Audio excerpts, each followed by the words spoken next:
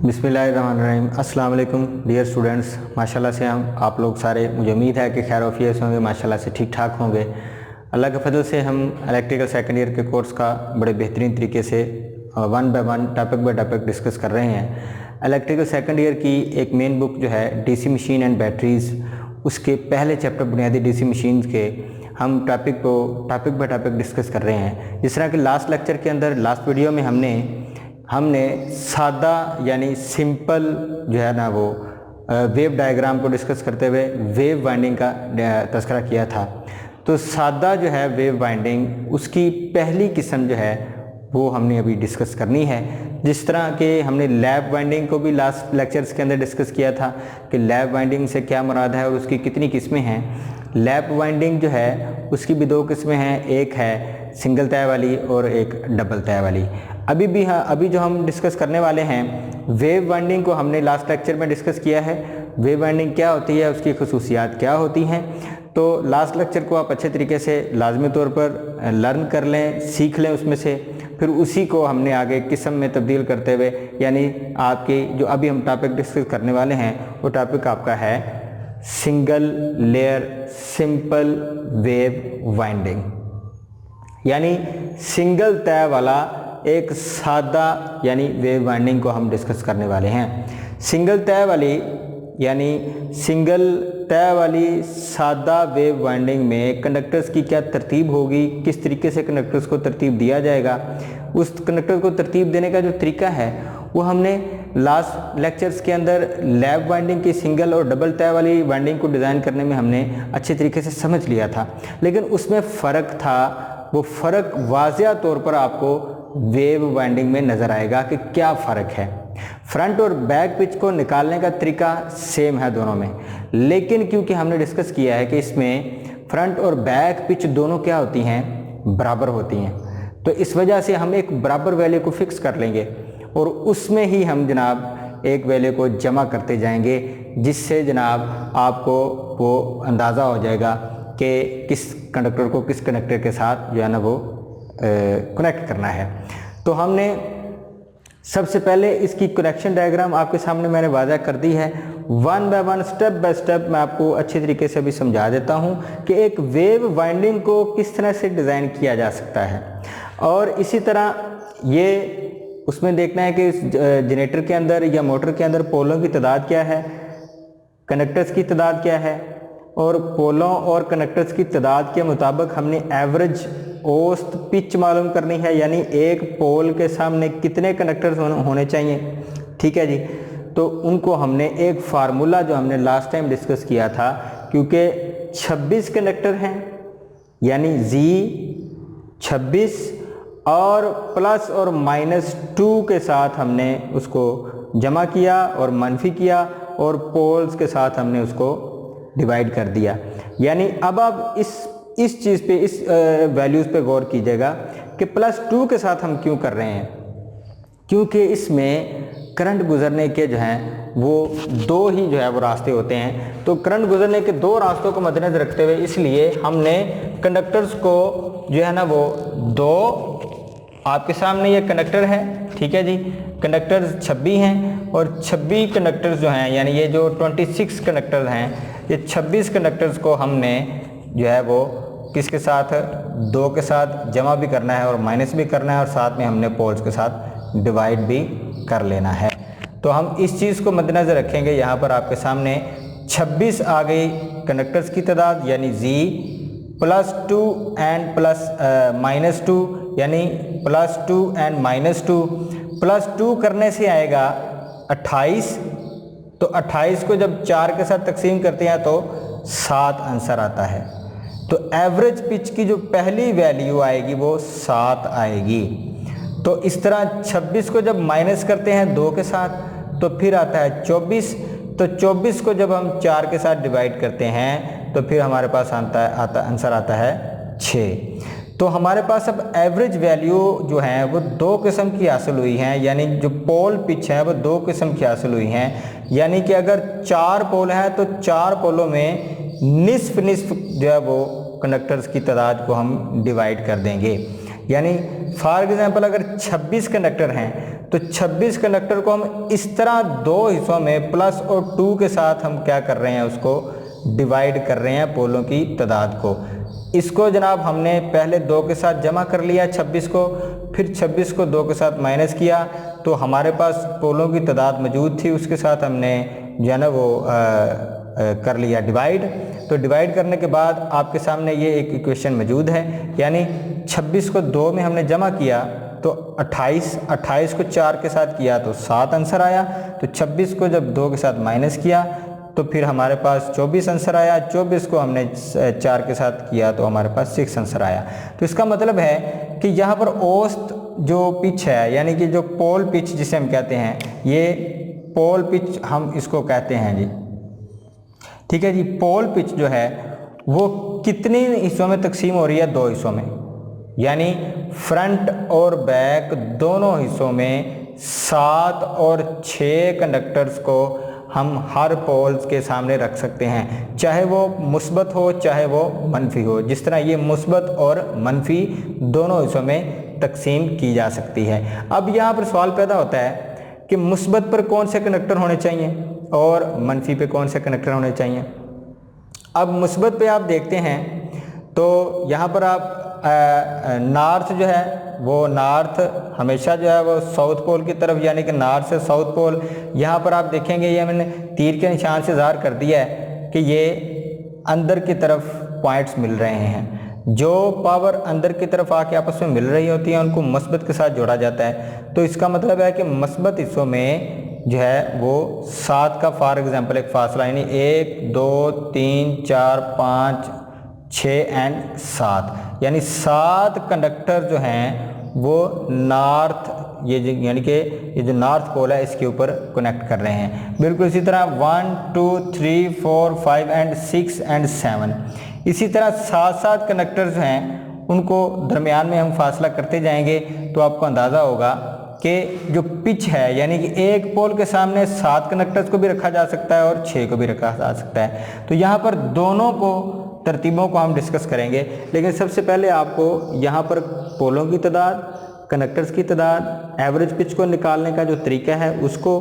फिर हम अगर जो है वो आपकी अगर औसत जो है वो पिच 6 हो तो आपकी जो फ्रंट पिच है और बैक पिच है वो क्या होगी। हमने एक फिक्स्ड यानी कि औसत पिच मालूम कर ली कि एक पोल के सामने, ये जो पोल है इसके सामने कितने कंडक्टर्स होंगे, तो हमने 6 फाइनल की। 6 में हमने क्या किया, फ्रंट पिच में ये 1 को प्लस कर लिया और बैक पिच में हमने 1 को माइनस कर लिया। तो हमारे पास जो एग्जैक्ट आई फिगर वो आई है 7 और 5 की, यानी कि अगर औसत जो होगी वो 6 होगी तो बैक और फ्रंट पिच जो होगी वो 7 और 5 के बराबर होगी। यानी ये फ्रंट पिच 7 के बराबर है, बैक पिच 5 के बराबर है। यानी कि जो फ्रंट पिच पर आगे वाले, ये जो आगे वाला हिस्सा है इस पर कंडक्टर्स जो हैं वो 7 के फ़र्क पर होंगे और पीछे वाली साइड पर, यानी ये बैक हिस्सा है इसका, उस पर कंडक्टर्स जो हैं वो 5 के फ़र्क पर हम कनेक्ट करेंगे। तो हम अब एक और बात भी डिस्कस करते चले जाएं कि यहाँ पर है एवरेज वैल्यू बैक पिच और फ्रंट पिच के बराबर होती है, और वो है आपकी, यानी ये बैक पिच है, यानी एवरेज पिच जो है वो बैक पिच के बराबर है और वही बैक पिच किसके बराबर है, फ्रंट पिच के। तो ये हमारे पास एग्जैक्ट वैल्यू क्या आई है 5। तो 5 जो है वो भी कम्यूटेटर की भी होगी और एवरेज पिच की भी वैल्यू क्या होगी 5 होगी। तो अगर एवरेज की वैल्यू 5 है तो फिर कम्यूटेटर की जो वैल्यू होगी वो भी 5 होगी, यानी कि जो कम्यूटेटर की पिच है वो भी 5 के बराबर होगी। यानी कि कम्यूटेटर पर भी कंडक्टर्स का जो फासला है वो हम जब आउटपुट निकालेंगे तो 5 के फासले से ही निकालेंगे। तो पिच जो है, पिच को बेटा आप जो लोगों ने ज़हन में रखना है कि पिच जो है वो हमेशा फासले को कहते हैं, कंडक्टर्स के दरमियान फासले को। तो ये सर्किट आपके सामने बनाने का मकसद भी ये है कि आपको पता चले कि एक वेव वाइंडिंग जो है वो लहरों की शक्ल में किस तरह कनेक्ट होती है, इस तरह से कि आपको वन बाय वन कनेक्ट करके समझाया जाएगा। यानी ये आपके सामने सारी इसकी इक्वेशंस को हमने सॉल्व कर लिया। यानी ये हमारे पास दो तरह की पोल पिच और एवरेज पिच ये हासिल हुई हैं। तो इनमें से हमने एक को यानी कि ये 6 को हमने क्या कर लिया है, औसत मुतय्यन कर लिया।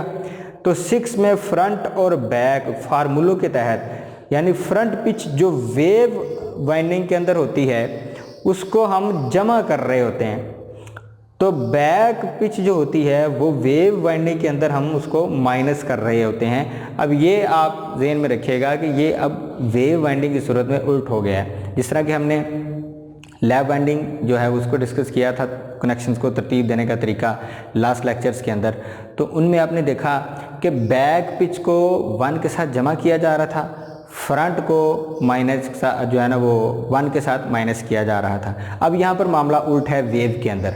वेव में फ्रंट को जमा करेंगे और बैक साइड को जो है वो माइनस करेंगे। यानी यहाँ पर हम जमा वाला तरीका यानी इख्तियार करेंगे और बैक साइड पर हम माइनस वाला तरीका इख्तियार करेंगे।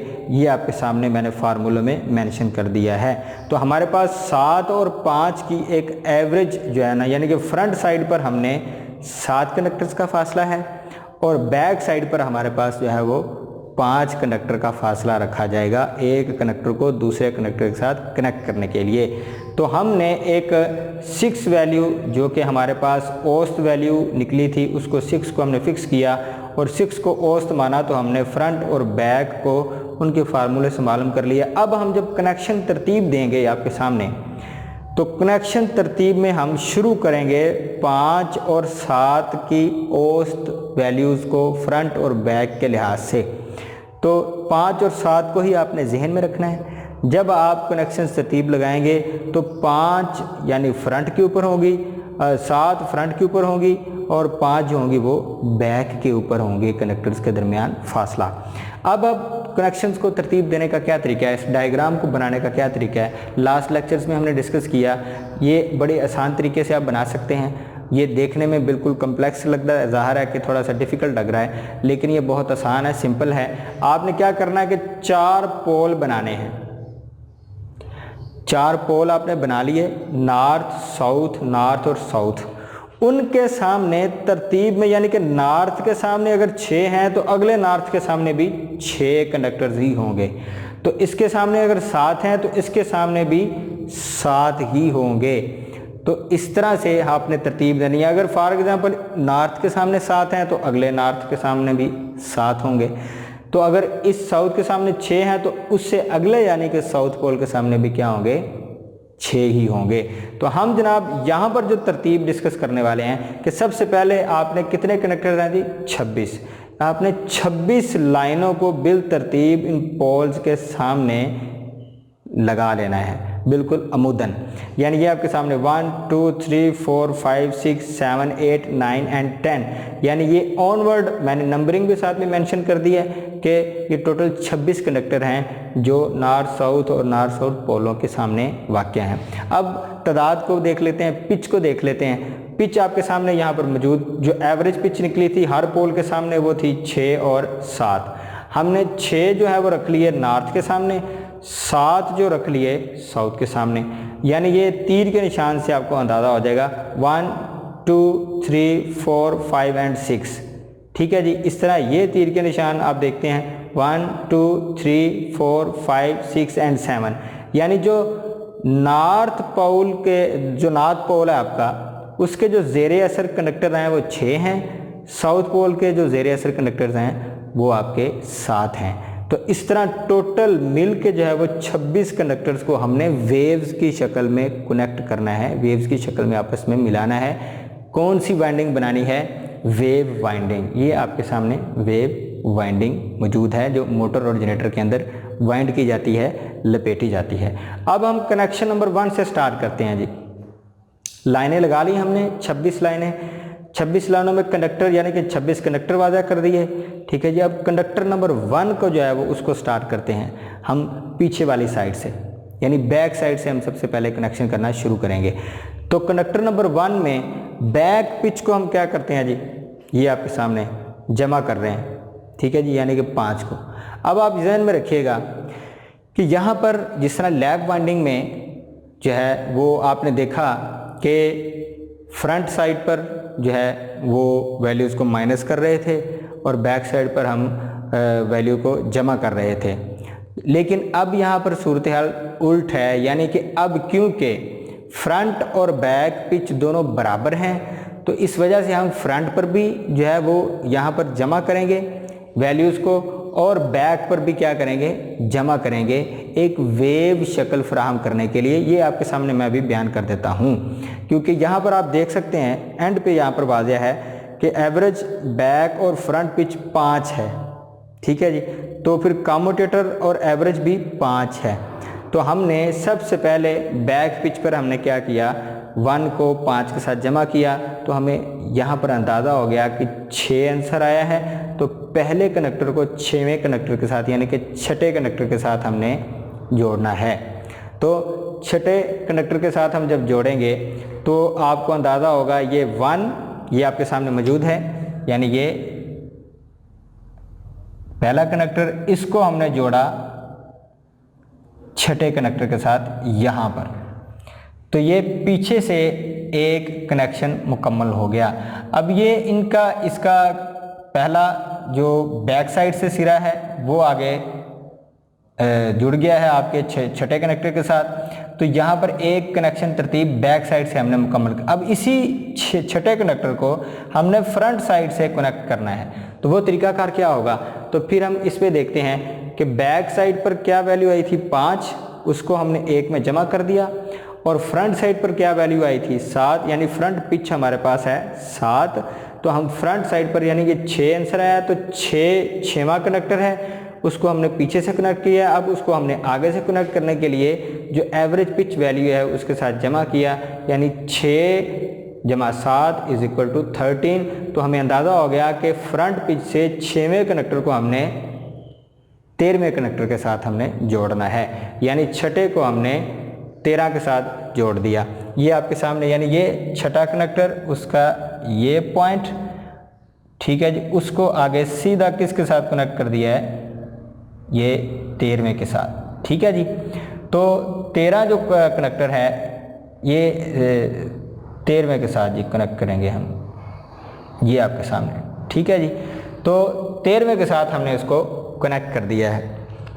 अब जनाब हमें अंदाज़ा हो गया कि ये यहाँ से होती हुई वाइंडिंग यहाँ से फिर यहाँ तक, यानी अब ये शक्ल कौन सी अख्तियार कर रही है, वेव, ये ऐसे, यानी लहरों की शक्ल में इस तरह से वाइंड इसको किया जाएगा।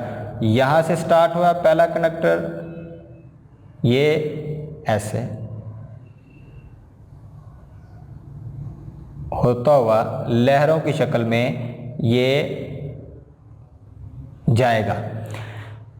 पहला कनेक्टर ऐसे छठे के साथ, छठे का फिर आगे जो फ्रंट वाला हिस्सा था उसको हमने 13वें के फ्रंट वाले हिस्से के साथ जोड़ दिया, ठीक है जी। अब 13वें का बैक वाला हिस्सा हमने देखना है, यानी पहले का पीछे वाला सिरा हमने जोड़ा 6वें के पीछे वाले सिरे के साथ।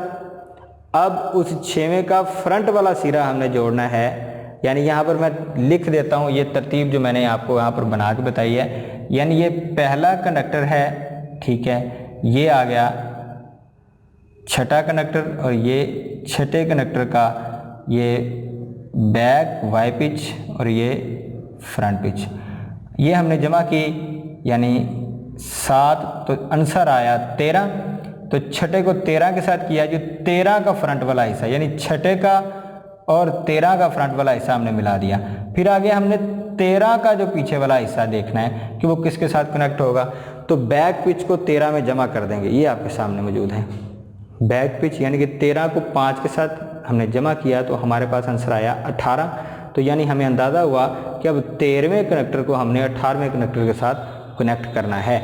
ये आपके सामने, यानी ये 13वें का हिस्सा, यानी ये बैक साइड वाला हिस्सा हमने सीधा कनेक्ट कर दिया यहाँ पर 18वें कंडक्टर के साथ। तो इसी तरह यहाँ पर भी हम कनेक्शन का काम सरंजाम देंगे। ये आपके सामने मौजूद है कि 13वें का बैक वाला हिस्सा, ये 13वें का, यानी ये 13वें का बैक वाला जो हिस्सा है ये है बैक वाला हिस्सा, इसको हमने सीधा कनेक्ट कर दिया है 18वें के साथ, ये 18वां। ठीक हो गया जी। तो इस तरह ये एक वाइंडिंग वेव की शक्ल अख्तियार कर जाती है। तो अब ये 18 आंसर आया है। अब यहाँ पर 18वें का फ्रंट वाला हिस्सा आपने देखना है, यानी 13वें का बैक वाला हिस्सा 18वें के बैक वाले के साथ हमने मिला दिया है। अब 18वें का फ्रंट वाला हिस्सा हमने आगे किसके साथ कनेक्ट करना है वो आप देखेंगे, फ्रंट पिच के साथ जमा करके। यानी ये देखें, अब 18 को 7 के साथ जमा किया तो हमारे पास आंसर आया, फ्रंट पिच को जमा करने के बाद 18 जमा 7 इज इक्वल टू यानी 25, यानी 18 को हमने अब कनेक्ट करना है 25वें कनेक्टर के साथ फ्रंट पिच से। तो ये आपके सामने मौजूद है 18वें का फ्रंट वाला हिस्सा। इसको जनाब आप कनेक्ट करेंगे सीधा 25 के साथ, ये आ गया 25। ठीक हो गया जी। अब जनाब 25 का पीछे वाला सिरा किसके साथ, सवाल पैदा होता है। यहाँ पर 25 का जो पीछे वाला सिरा है वो किसके साथ जो है ना वो जोड़ा जा रहा है। तो 25 का जो पीछे वाला सिरा है उसको अब हम बैक पिच को 25 में जमा करेंगे। ठीक है जी। तो हमें अंदाज़ा हो जाएगा, ये देखिए आपके सामने कि 25 में जमा करने के बाद हमें अंदाज़ा होता है कि बैक साइड से कनेक्शन 25 के किसके साथ होंगे, यानी 25 के बैक साइड से कनेक्शन अब हो रहे हैं 4 नंबर कनेक्टर के साथ। वो कैसे, वो मैंने आपको तरीका यहाँ पर बताना है कि यहाँ पर अब फ्रंट से कहाँ चले गए हैं, बैक में अब बैक वाला जो हिस्सा है 25वें कनेक्टर का ये है। ठीक है जी। तो इसको हमने पीछे से कनेक्ट करने के लिए 5 के साथ जनाब हमने बैक पिच वाली वैल्यू को जमा कर दिया, यानी कि 25 को 5 जमा किया तो 30 आंसर आया। अब क्योंकि टोटल कनेक्टर्स की तादाद जो है वो है 26, टोटल कनेक्टर्स की तादाद है 26, तो 26 में से 30 को जो है वो माइनस करेंगे तो 4 आंसर बचता है, क्योंकि 26 तक हम कनेक्शन कर सकते हैं। अब 25 को दोबारा से कनेक्ट कर देंगे हम बैक साइड से किसके साथ, चौथे कनेक्टर के साथ। तो इसका यह सर्किट मुकम्मल हो जाएगा, यानी 4 का फ़र्क आएगा। 25 जमा 5 30 आया। टोटल कनेक्टर्स कितने हैं, 26 हैं। तो 30 को आपने 26 के साथ क्या कर देना है, माइनस, यानी तो फिर हमारे पास जो टोटल आंसर आएगा वो आएगा 4। ठीक है जी। और 4 को यानी कि 25 को हमने चौथे कनेक्टर से बैक साइड से कनेक्ट कर देना है, ये आपके सामने मौजूद है। यानी हमने बैक साइड से चौथे का पीछे वाला सिरा 25 के पीछे वाले सिरे के साथ हमने मिला दिया है, यानी पिछली तरफ से मिला दिया है। अब यहाँ पर जनाब चौथे तक हमने बैक कनेक्शन मुकम्मल कर लिया। ठीक है जी। अब जनाब हमने डिस्कस करना है तीसरे का बैक वाला सिरा हम स्टार्ट करेंगे। ठीक है जी। और तीसरे का, ठीक है जी, बैक वाला सिरा हम करेंगे। तीसरे का फ्रंट वाला, अब ये तीसरे का जो है वो फ्रंट वाला हिस्सा शुरू करते हैं। ठीक है जी। जिससे आपको अंदाज़ा होगा कि अब किस तरह से वेव शक्ल में जो है वो डायग्राम को सरंजाम दिया जाता है। अब यहाँ पर आप देख रहे हैं कि कनेक्शन बाय कनेक्शन, तरतीब बाय तरतीब आप एक वेव डायग्राम को तरतीब दे रहे हैं 1 बाय 1। ठीक है जी। तो इसी तरह आप देख रहे हैं कि दूसरे का जो बैक वाला सिरा है यहाँ पर हमने देखा उसको 23 के साथ मिला दिया। ठीक है जी। लेकिन दूसरे का जो फ्रंट वाला हिस्सा है वो किसके साथ मिलाना है हमने, अब पहले कनेक्टर से आएंगे दूसरे से जाएंगे तीसरे से जाएंगे चौथे। अब आप देख रहे हैं कि इस पहले पोल में कनेक्शंस तरतीब 26 तक तो जा चुकी है। ठीक है जी। 26 कनेक्टर्स के आगे जो है वो ज़ाहिर हम कनेक्ट कर चुके हैं। तो यहाँ पर आप देख रहे हैं कि बैक पिच आपकी पहुंची है किस कनेक्टर की, 25वें कनेक्टर की, किसके तक, चौथे कनेक्टर तक। अब चौथे का भी बैक वाला सिरा कनेक्ट हो चुका है। ठीक है जी। लेकिन फ्रंट वाला सिरा रह गया। इसी तरह अब तीसरे का जनाब बैक वाला सिरा कनेक्ट करने का तरीका हमने देखना है। ठीक है जी। और इसी तरह दूसरे का भी देखना है। अब दूसरे का जो है यहाँ पर कनेक्ट होने का जो तरीका है वो है 2 के साथ, ठीक है जी। यानी ये दूसरे को बैक साइड से 23 के साथ हमने कनेक्ट कर दिया है, ठीक है। उसको जनाब हमने आगे फ्रंट साइड से किस तरह से कनेक्ट करना है वो यहाँ पर हम देखते हैं। यानी यह 2 जो है वो 23 के साथ कनेक्ट कर दिया। अब हमने 2 को फ्रंट साइड पर क्या करना है, यानी 2 + 7, यानी अब 2 में हमने 7 की एवरेज वैल्यू जमा करनी है। ये आपके सामने मौजूद है फ्रंट साइड पर, ठीक है जी। 2 को बैक साइड से हमने 23 के साथ जोड़ दिया है। अब दूसरे कनेक्टर को फ्रंट से जोड़ने के लिए हमने फ्रंट पिच यानी ये हमारे पास मौजूद है, ठीक है जी, 7। उसके साथ हमने किया तो 9, यानी कि दूसरे कनेक्टर को फ्रंट साइड से हमने किसके साथ जोड़ना है, 9 के साथ। ये आपके सामने मौजूद है। ये आ गया दूसरे कनेक्टर का फ्रंट वाला पॉइंट, यहाँ पर हम आए और ये आ गया 9वां पॉइंट, ठीक है जी। हमने दूसरे को 9 के साथ जोड़ दिया। अब ये 9 का फ्रंट वाला हिस्सा है। अब इस 9 के बैक वाले हिस्से को हमने कनेक्ट करना है। 9 के बैक वाला जो हिस्सा है उसको कनेक्ट करना है हमने आगे वेव शक्ल में। यानी वेव शक्ल में कनेक्ट करने के लिए हम हर वैल्यू को क्या कर रहे हैं, अगली वैल्यू के साथ जमा कर रहे हैं। हमारे पास जो है अब ज़ाहिर है कि बैक पिच की वैल्यू है 5, तो अब 9 में 5 को जमा करेंगे तो पता चलता है ये हमारे पास आंसर आया है 14। तो यानी कि 9 जमा 5 आंसर आया 14। तो हमें अंदाज़ा होगा कि पीछे वाली साइड से 9वें कनेक्टर को हमने 14वें कनेक्टर के साथ कनेक्ट करना है, जो कि ये आपके सामने तरीका मौजूद है। यानी कि ये 9वें का फ्रंट वाला हिस्सा और ये 9वें कनेक्टर का बैक वाला हिस्सा, ये आपके सामने मौजूद है 9वें कनेक्टर का बैक वाला हिस्सा। इसको हमने डायरेक्ट कनेक्ट कर दिया है 14वें के साथ, ये 14वें का बैक वाला हिस्सा। अब हमने 14वें का बैक वाला जो हिस्सा है यानी सिरा है उसको कनेक्ट किया है 9वें के साथ, ठीक है जी। अब 14वें का फ्रंट वाला हिस्सा, सवाल यहाँ पर पैदा होता है किसके साथ होगा। अब 14 के अंदर फ्रंट पिच की वैल्यू जमा करेंगे, ये आपके सामने मौजूद है 7। तो यानी 14 जमा 7 = 21, यानी कि 14 + 7 = 21। तो हमें अंदाज़ा हुआ कि 14वें को हमने किसके साथ कनेक्ट करना है, 21वें कनेक्टर के साथ फ्रंट साइड पर। यानी ये 14 और ये 21। अब ये भी आप देखेंगे कनेक्शन तरतीब हमने शुरू की है जनाब दूसरे कनेक्टर से, दूसरा 23 से। अब ये एक वेव की शक्ल में वाइंड होकर जा रही है, ठीक है जी। अब जनाब 21 में हमने कनेक्ट करना है, यानी कि किसको हमने बैक साइड से कनेक्ट करना है। तो बैक साइड के बैक पिच जमा करेंगे, यानी कि 21 जमा 5, ये बैक पिच की वैल्यू आपके पास मौजूद है 5। 21 में हमने 5 को जमा किया तो हमारे पास वैल्यू आई 26, यानी 21वें कनेक्टर को 26वें कनेक्टर के साथ हमने कनेक्ट करना है। तो वो बैक साइड से, ये फ्रंट साइड से हमने कनेक्ट कर लिया है। अब इसका बैक साइड वाला हिस्सा, तो ये बैक साइड से हमने इसको ये 26वें लास्ट कनेक्टर के साथ हमने इसको कनेक्ट कर दिया। तो 26 तक पीछे से वाले हिस्से के कनेक्टर से हमें जो है वो कनेक्शन मुकम्मल हो गए। तो अब जनाब हम यहाँ तक जो है वो 26 तक जो है वो रोकेंगे, ठीक है जी।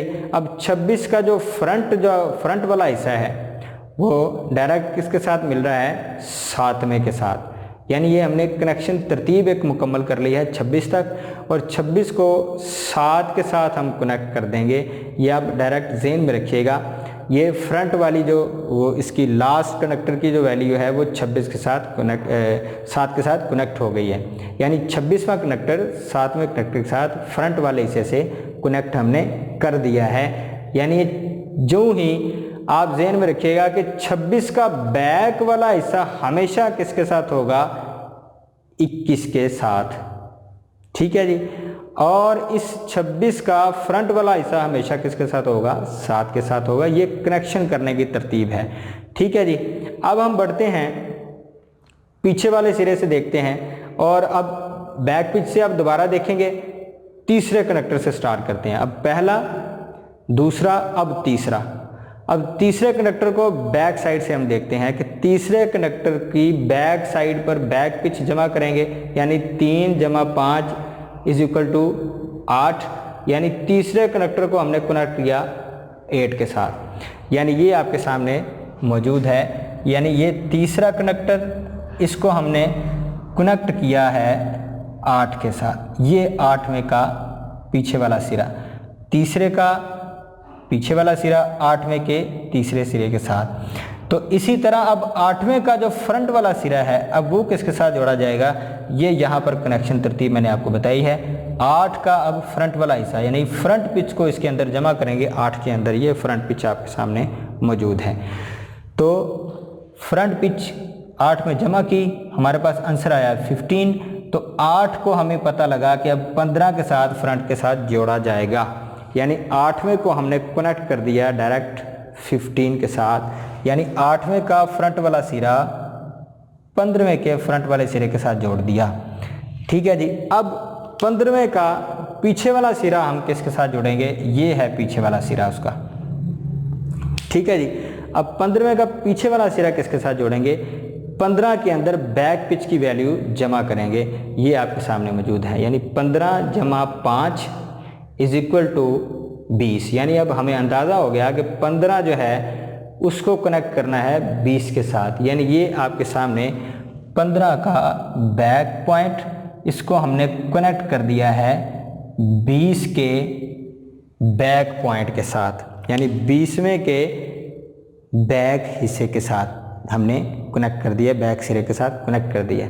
अब जनाब हम अब फ्रंट वाले सिरे पर जाएंगे, यानी फ्रंट पे 20वें का फ्रंट वाला सिरा किसके साथ होगा, यहाँ पर आपको समझ आ जाएगी कि किस तरह से हम 20वें को 1 के साथ कनेक्ट करेंगे। यानी ये आपका 20वें का जो है वो ये सिरा जो है आपका फ्रंट वाला सिरा आपके सामने मौजूद है। ठीक है।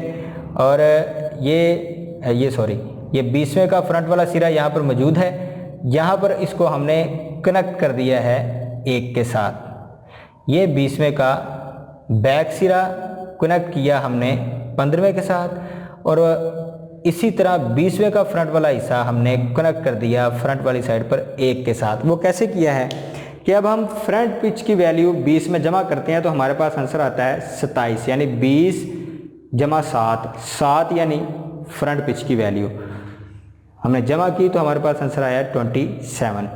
अब यहाँ पर टोटल कंडक्टर्स की तादाद क्या है, 26। अब जनाब फ्रंट वाली साइड पर 26वें कंडक्टर तक कनेक्शन मुकम्मल हो जाते हैं, आंसर आया है 27। तो 26 में से 27 को माइनस करेंगे तो हमारे पास आंसर आता है 1। तो हमें अंदाज़ा हुआ कि फ्रंट साइड से कनेक्शन मुकम्मल करने के लिए 20वें कंडक्टर को किसके साथ करना है, 1 के साथ कनेक्ट करना है। ये आपके सामने 20वें का फ्रंट वाला सिरा हमने कनेक्टर नंबर 1 के साथ जोड़ दिया, क्योंकि यहाँ पर भी मैंने मेंशन कर दिया है कनेक्टर नंबर 1 को किसके साथ जोड़ा हुआ है, 20वें के साथ। ठीक है जी। अब ये सिलसिला हम आगे बढ़ाते हैं। ठीक है जी। अब जनाब कनेक्टर नंबर 1, 2, 3 एंड 4। अब जनाब कनेक्टर नंबर 4 का जो बैक वाला सिरा है वो हम यहाँ पर डिस्कस कनेक्ट किया हुआ है कि कनेक्टर का नंबर 4 का बैक वाला सिरा तो 25 के साथ हमने यहाँ पर पहले कनेक्ट कर लिया था। अब कनेक्टर नंबर 4 का जो है वो फ्रंट वाला सिरा किसके साथ जोड़ा जाएगा, उसके लिए हम उसकी फ्रंट पिच की वैल्यू के साथ उसको जमा करेंगे।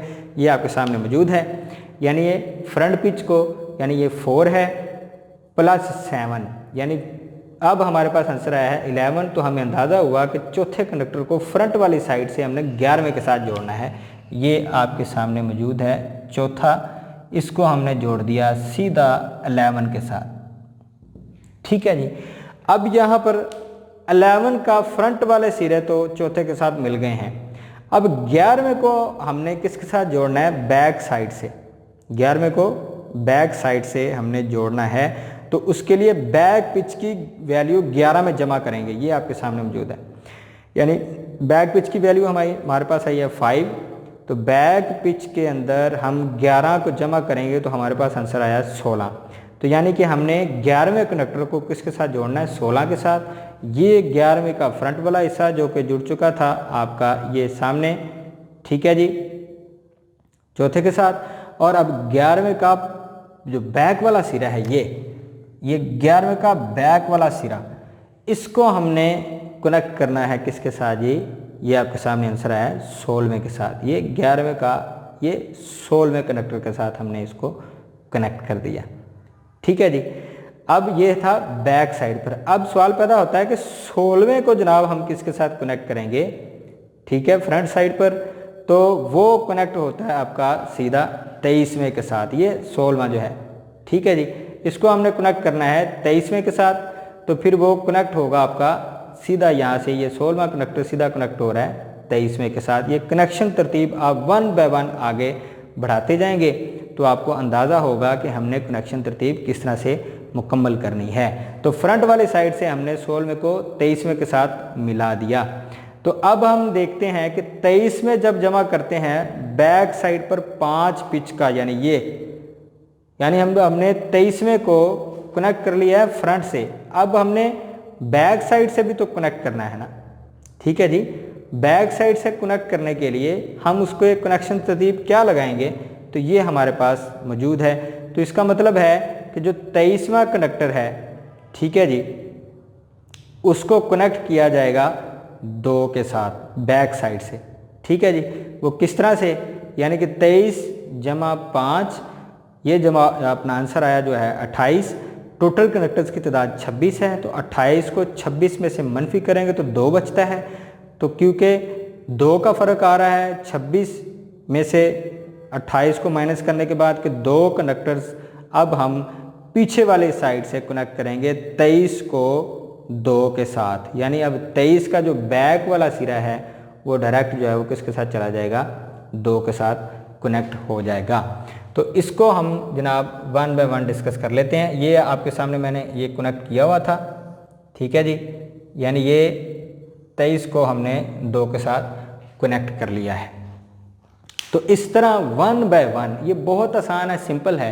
बस इसको ध्यान से आपने अच्छे तरीके से समझ लेना है, इसको देख लेना है, इस वीडियो को ऑब्जर्व कर लेना है कि वेव वाइंडिंग को करने का क्या तरीका है, इसको किस तरीके से हम सरंजाम देते हैं। तो इसी तरह जिस तरह के लैप वाइंडिंग को डिज़ाइन किया, बिल्कुल इसी तरह हम इसकी वेव वाइंडिंग को भी डिज़ाइन करते हैं। Single layer simple wave winding, इसको करने का मकसद आपके सामने करंट के गुजारने के 2 रास्ते हासिल करना और इसको ज़्यादा वोल्टेज पर ऑपरेट करवाने के लिए, कम करंट पर ऑपरेट करवाने के लिए इस किस्म की वाइंडिंग को डिज़ाइन किया जाता है डीसी मशीन्स के अंदर। पोलों की तादाद और फ्रंट पिच और बैक पिच को मद्देनज़र रखते हुए आपने जहन में रखना है कि फ्रंट पिच क्या है कि पहले कनेक्टर का जो है वो पीछे से दूसरे कनेक्टर के दरमियान फासला।